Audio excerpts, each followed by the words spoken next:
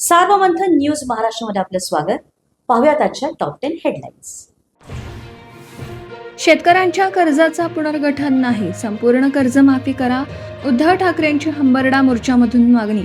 तर दिवाळीनंतर प्रत्येक जिल्ह्यातल्या शेतकऱ्याशी संवाद साधण्याचा ठाकरेंचा निर्धार. राज ठाकरे मावियाच्या नेत्यांसोबत 14 तारखेला मुख्य निवडणूक अधिकाऱ्यांना भेटणार.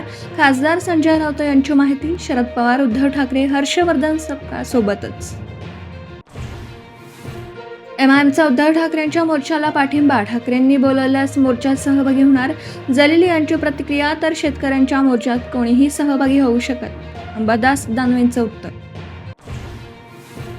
आगामी निवडणुका महायुती म्हणून लढवायच्या आहेत, मात्र काही जणांकडून छळ कपट. संजय शिरसाट यांचं भुवया उंचावणारं वक्तव्य. नेमका रोख कोणाकडे? चर्चांना उधाण. मंत्री मंगल प्रभात लोंढांवर जनता दरबार रद्द करण्याची नामश्की. संबंधित अधिकारी जनता दरबारची तयारीच करून न आल्याने लोंढा संतापले. जैन मुनींकडून आगामी महापालिका निवडणूक लढवण्याची घोषणा. शांतिदूत जनकल्याण पक्षाची घोषणा.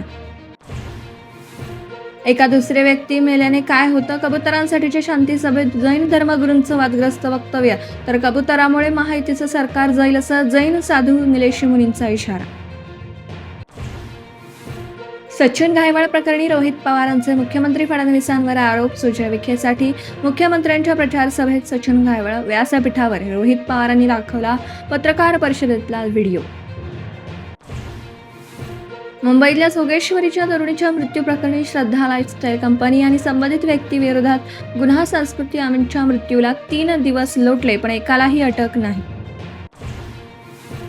नागपूरमध्ये घडला समूह गायनाचा विश्वविक्रम. राष्ट्रसंत तुकडोजी महाराज विद्यापीठाच्या 20,000 मुलांनी गायलं, या भारतात बंधुभाव नित्य वसुदे. गडकरी, बावनकुळे, भोयर, जलस्वाल यांची उपस्थिती.